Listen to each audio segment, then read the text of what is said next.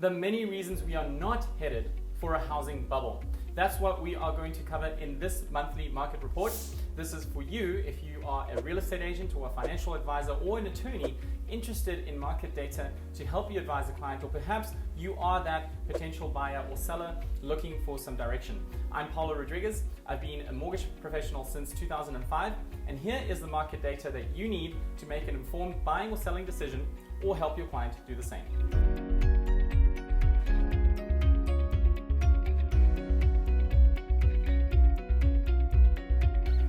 So why are we not heading for a housing bubble? You can't turn on the news right now, look at something, and not hear something about a bubble in the housing market. Well, the central point of the answer to this question is this graphic right here. This shows home values going all the way back to World War II. And if you think about that, the reason we go back to World War II is that was the start of the modern day housing boom here in the US. If you think about GIs coming back from the war, the GI Bill provided for education, provided for them to go out and buy a home.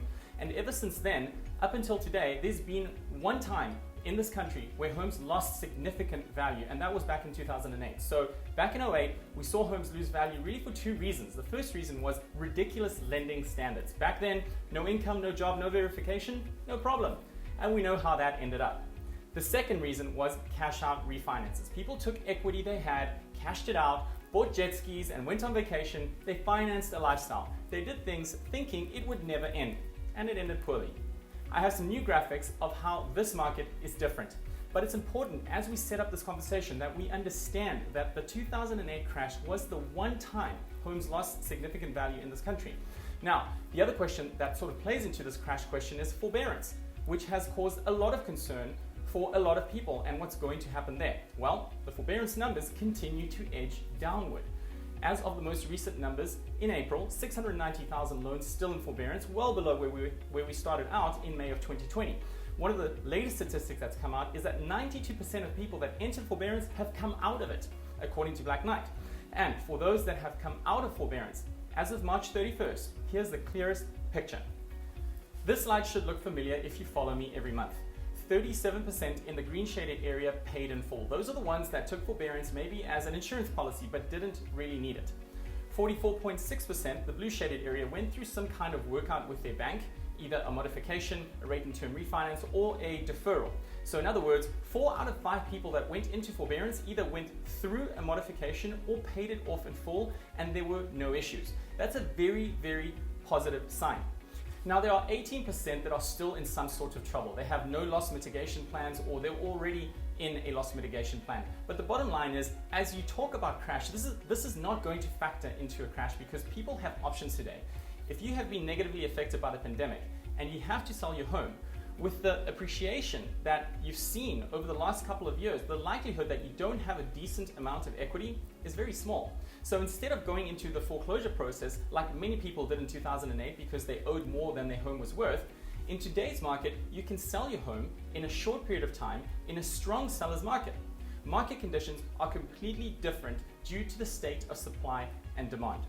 Now, I'm not saying that prices are going to continue to move up indefinitely because nothing moves in a straight line. But I am saying that just because we have seen the level of appreciation that we've seen over the last 24 months, that in and of itself does not imply a bubble and does not imply a crash is coming. That is simply an emotional conclusion spurred on by headlines that are competing with other headlines for your attention.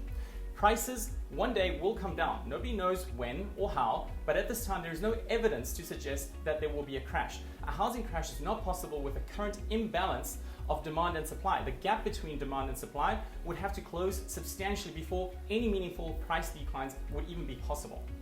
To drive the point home, take a look at foreclosures and how they currently compare to the history books. We're at an all-time low. Yes, there was a foreclosure moratorium during the pandemic, but that's gone now. On the other hand, back during the housing crisis, look at the red shaded area. Over 9 million people went through foreclosure. Let's take a look at loans that have been given to people with a credit score less than 620. So again, go back to the housing crisis. Look how many loans with a credit score less than 620 were made. And where do we stand as of the third quarter of 2021? Well, the most recent information from the Federal Reserve shows a fraction of where we were back then. So we can clearly say that one of the major contributors back in 2008 is not around today.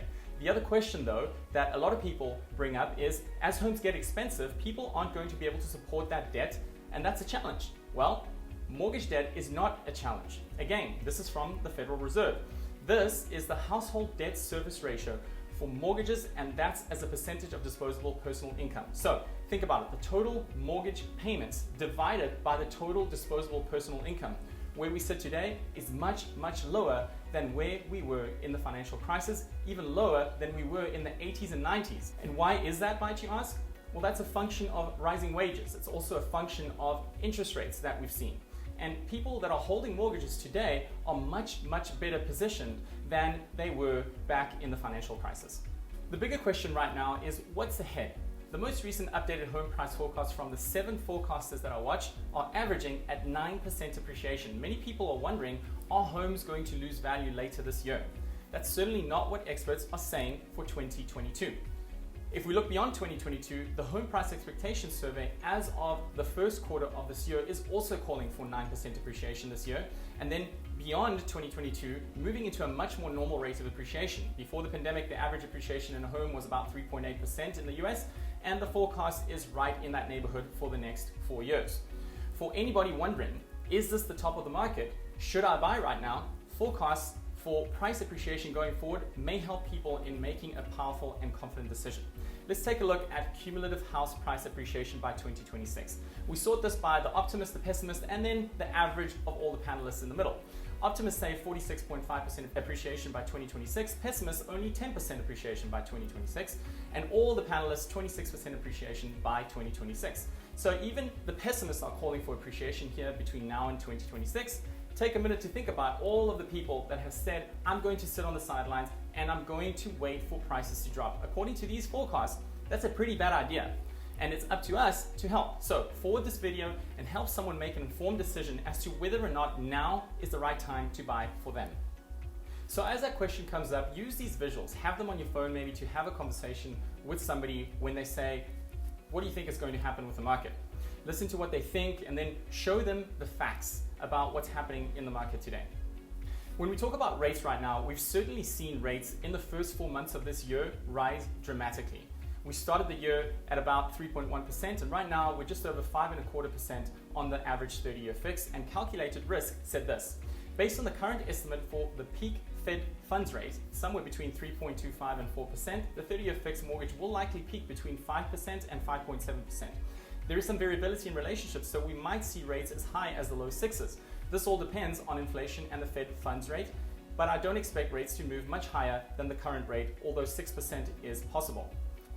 There's a lot of things that play into interest rates. It's certainly not an easy dynamic to forecast, but we need to keep our eyes on inflation. That's what we need to be looking at. Inflation is the enemy of long-term interest rates. The Fed's objective right now is to tame inflation, so we're going to watch how their actions play out. Now, as you have these conversations, what's most important right now is having a relevant market opinion based upon facts. There are so many media headlines, concerns, fears out there, and realtors, your clients are going to lean on you as the trusted advisor if you have the data, the insights, the facts that back up your relevant market opinion. So as you coach your clients, as you help them through this process of buying a home and understanding affordability and making the best decision for where they are right now and where they want to go, having that relevant market opinion based upon facts is more critical than ever. These monthly reports are intended to do just that on your behalf. Feel free to borrow the content from here, take the slides, or just forward the video along to your clients. And I love to hear when your clients make an informed decision as a result of your sharing these monthly reports. So please do continue to provide that feedback and let me know. So that's a wrap for the May monthly market report. I appreciate you listening in. Forward, subscribe, share. I'll be back next month. But before you go, if you're looking to purchase or refinance or know someone that is and would like a no-cost consultation with me personally, feel free to reach out and I'll be happy to analyze if your debt is structured in the most optimal way or if there's room for improvement. Thanks for watching. Bye for now.